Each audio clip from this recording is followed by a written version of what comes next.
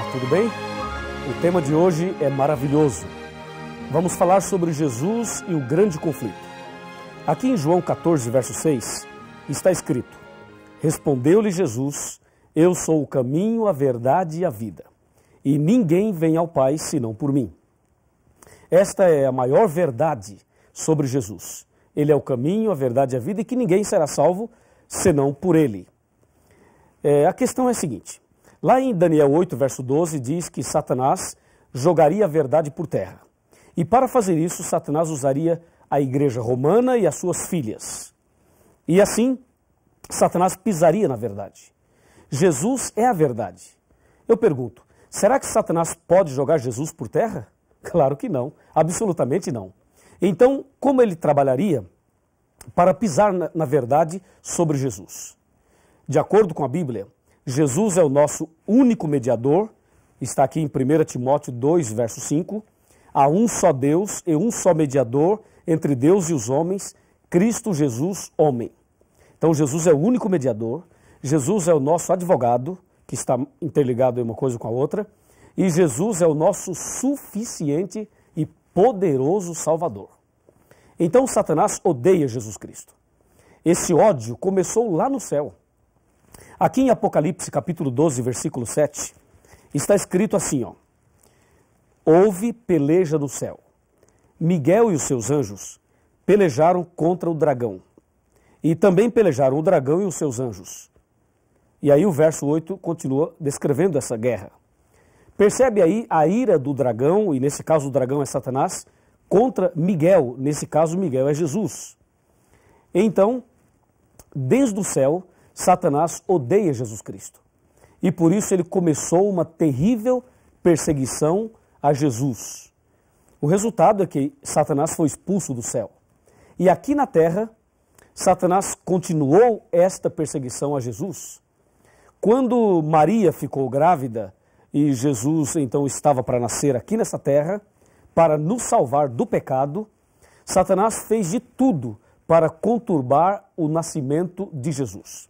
Inclusive, na época, algumas mulheres tinham casos com alguns sacerdotes e depois os sacerdotes diziam a elas, diga que a sua gravidez é obra do Espírito Santo, porque eu sou um sacerdote e você teve um caso comigo.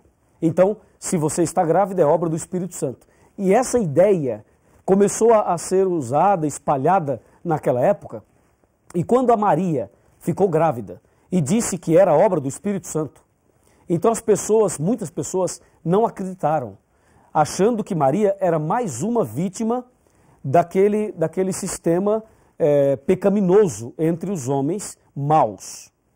Satanás armou tudo para tentar conturbar o nascimento de Jesus. Ele não conseguiu atrapalhar, Jesus nasceu, e quando Jesus tinha mais ou menos 2 anos de idade, Satanás entrou em Herodes e mandou matar todas as crianças de 2 anos para baixo. A intenção era matar Jesus. Mas Deus protegeu Jesus e Jesus foi levado para o Egito. E ali ele foi protegido. Mais uma vez, Satanás perdeu a batalha. Perdeu no céu e perdeu ali no nascimento de Jesus. O tempo passou, Jesus cresceu e aos 30 anos, Jesus Cristo foi batizado no Rio Jordão por João Batista. E aí, após o batismo, aconteceram algumas coisas muito interessantes que nós vamos conversar agora. Me acompanhe, por favor. Vamos analisar exatamente o que aconteceu ali após o batismo de nosso Senhor Jesus Cristo. Jesus foi batizado e após esse batismo, ele foi ao deserto.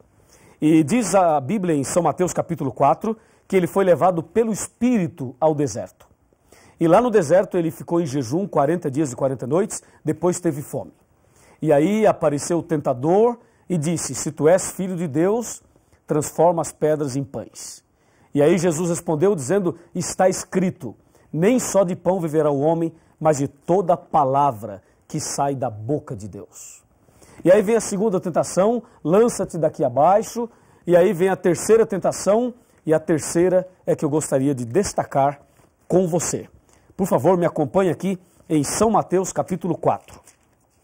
São Mateus capítulo 4, versículo 8, aqui está a terceira tentação. Versículo 8.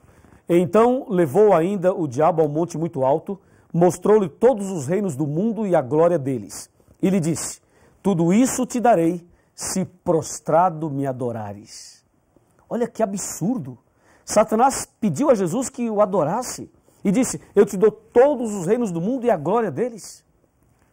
E aí diz o versículo 11, ou melhor, o versículo 10, Mateus 4, verso 10. Então Jesus lhe ordenou, retira-te, Satanás, porque está escrito, ao Senhor teu Deus adorarás e só a Ele darás culto.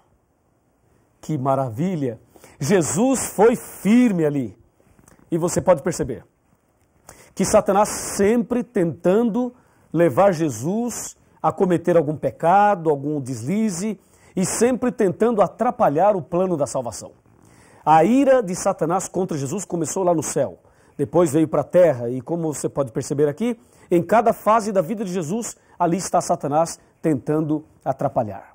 Onde Jesus ia, tinha uma pessoa com problema, uma pessoa cega, uma pessoa aleijada, uma pessoa possessa, uma pessoa com algum tipo de problema. Ou seja, Satanás colocava o problema ali, e Jesus chegava e tirava o problema. Jesus colocava a mão e curava as pessoas.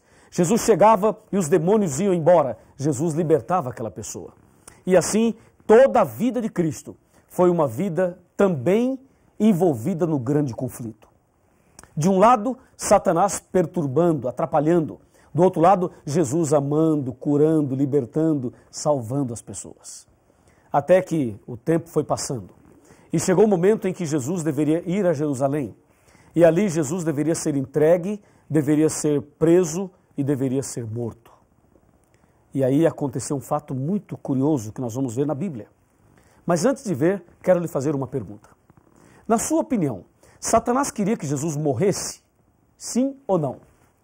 Na sua opinião, você acha que o diabo gostaria que Jesus morresse? Vamos pensar.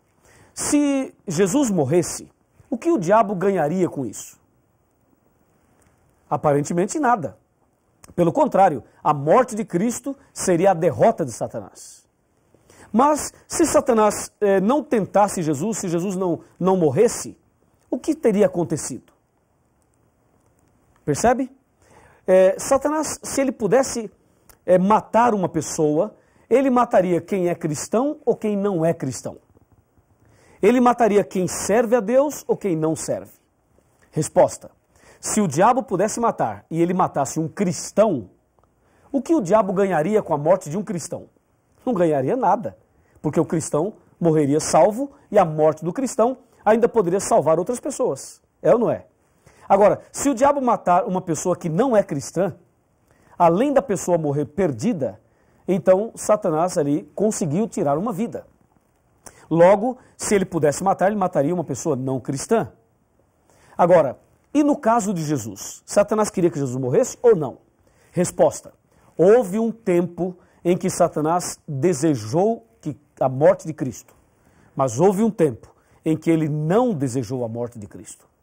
Houve um tempo em que ele queria que Jesus pecasse. Pecasse. A ideia era essa. Por isso que em Mateus 4, ele tenta Jesus para Jesus pecar. E à medida que Jesus não cai, veja então o que aconteceu.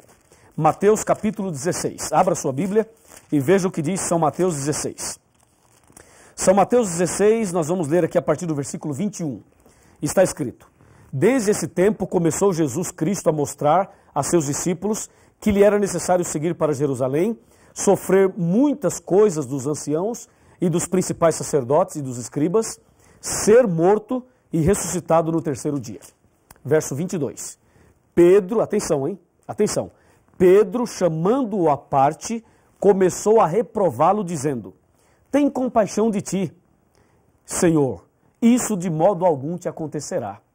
Mas Jesus, voltando-se, disse a Pedro: Arreda-te, Satanás, porque tu és para mim pedra de tropeço, porque não cogitas das coisas de Deus, e sim das dos homens. Percebeu? Veja, Satanás queria que Jesus morresse aqui. Satanás usou Pedro para dizer a Jesus: ó Jesus, se você sabe que vai a Jerusalém, que vai ser preso e que vai morrer, então não vá, fique aqui. É óbvio. Mas Jesus percebeu que por trás desse conselho de Pedro estava Satanás. E por isso disse: arreda-te, Satanás. Assim, Satanás tentou de todas as formas, de todas as maneiras, ele tentou atrapalhar o plano da salvação. Não conseguiu. Ele foi derrotado em tudo. Todas as vezes que ele se confrontou com Jesus, ele perdeu. E hoje ele vai perder mais uma vez, porque você já foi comprado, remido pelo sangue de Jesus. E aquele que é alcançado pelo sangue de Jesus, o maligno não lhe toca. O maligno pode até tentar alguma coisa, mas ele não consegue, porque quem está em Jesus é uma nova criatura e é mais do que vencedor. 2 Coríntios 5, verso 17. Meu amigo e minha amiga, se o diabo perdeu todas na luta, no conflito entre o bem e o mal, então como fica Daniel 8,12 que diz: lançou a verdade por terra? Me acompanhe. Vamos analisar esse ponto final do nosso estudo. Como entender este assunto tão delicado e tão importante? Vamos lá. A palavra de Deus nos apresenta a profecia de que Satanás pisaria na verdade. A questão é a seguinte: aqui no meu computador eu tenho algumas informações importantes. Veja, Satanás foi ousado, muito ousado, e tentou de tudo para atrapalhar Jesus. Agora que ele não conseguiu, que ele perdeu todas, e quando Cristo morreu na cruz, Satanás estava definitivamente derrotado. Então agora o que ele faz? Agora ele quer mudar as doutrinas sobre Jesus. Agora ele quer mexer com você e comigo. Agora aí está o ponto. Já que ele não conseguiu mexer com Jesus, não conseguiu atrapalhar Jesus, ele agora quer mexer na doutrina de Jesus e também na vida daqueles que querem seguir Jesus. Veja, há um só mediador, há um só Senhor, um só mediador entre Deus e os homens. A igreja romana foi usada pelo inimigo para fazer, sabe o quê? Para colocar outros mediadores no lugar de Jesus. A Bíblia diz em 1 Timóteo 2,5 que Cristo é o único mediador, mas a igreja romana colocou a intercessão dos santos. E tem um santo que intercede pelos problemas das pessoas. Você já percebeu isso? Por exemplo, existe o santo das causas impossíveis. Existe o santo dos endividados. Existe o santo casamenteiro. Esse você conhece, é ou não é? Existem santos para resolverem os problemas das pessoas. E as pessoas são devotas desses santos e dessa forma estão colocando um santo ou um homem no lugar de Jesus. E com isso a verdade sobre Jesus é pisada, é lançada por terra, com esta tal de intercessão dos santos. Eu quero dizer a você que nenhum personagem bíblico, nenhum apóstolo, nenhum profeta, nem Maria, nem o João, nem o Pedro, nenhum pode interceder por nós. Só Jesus é o nosso mediador. Só Jesus pode interceder por cada um de nós. Satanás quer mexer na doutrina de Cristo. E, na verdade, Satanás quer esconder as seguintes verdades. Ele quer esconder de que Jesus é o único mediador. Ele não quer que você saiba disso. Ele quer esconder que Jesus intercede por você todos os dias. Ele quer esconder que só Deus, através de Cristo, pode perdoar os seus pecados. Ele quer esconder que temos um advogado perante o Pai, Jesus Cristo, o justo. Ele quer esconder as verdades bíblicas e uma delas é que Jesus está voltando e desta forma o inimigo vem jogando a verdade por terra na vida daqueles que não estudam a Bíblia, daqueles que seguem doutrinas de homens e daqueles que não buscam a verdade. Assim, a doutrina sobre Cristo, infelizmente, tem sido pisada. E a última, Satanás está espalhando por aí uma ideia de que Jesus não é Deus e de que Jesus teve uma natureza caída e pecaminosa.